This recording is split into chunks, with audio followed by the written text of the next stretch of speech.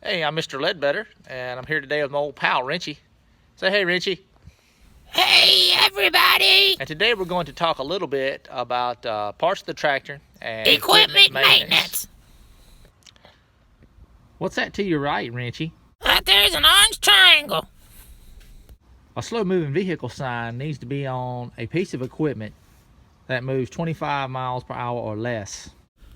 All right, next we have, other than our SMV sign, rollover protection, or ROPS. If you have that up, you want to make sure you have your seatbelt on. If it's down, you should have your seatbelt off. But be careful if it's up, because low-hanging limbs can catch on that and be a hazard. Next is the power takeoff, or PTO.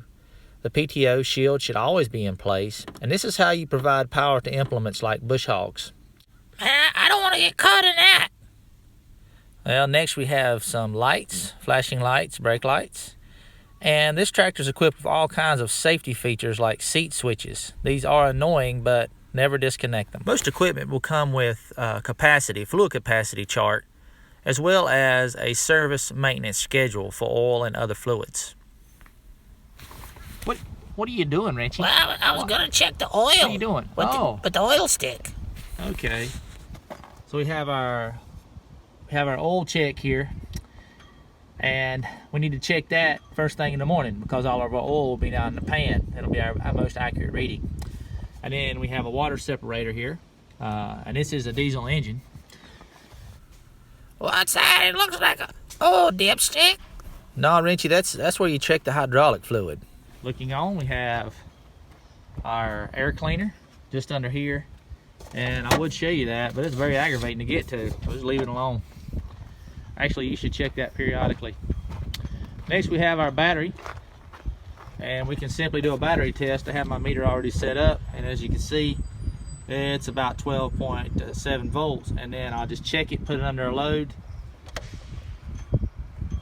and it does read good, and still in the green, so we know our battery is good, all cells are good. All right, what we're looking at now is the alternator. That's part of the charging system. So you're probably wondering, how do I check that? Well, you can use this same meter hooked up to the battery, or you can use a regular multimeter. And when you crank the tractor, you should have 13.5 or 14 volts, and that would mean that the alternator is charging. So let's try that. By the way, don't ever crank the tractor inside.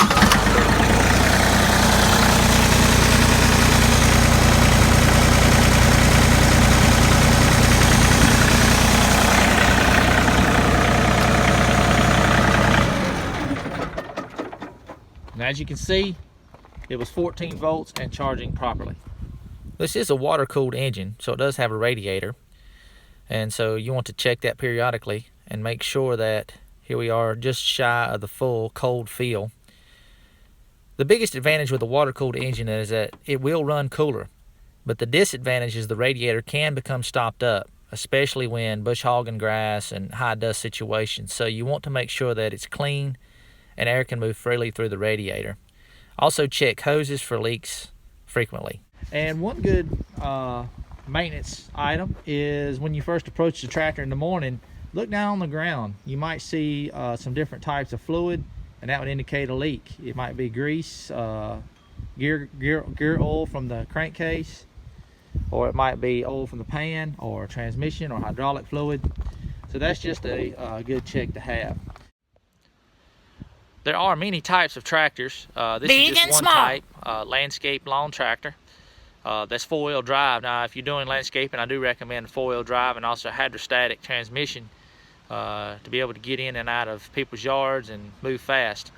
But there are other tractors, row crop, crawler tractor with tracks. There's an orchard tractor specifically designed to move through trees. So you can just get the kind of tractor that you need. I hope this helps, and I hope everyone has a blessed day. Peace out.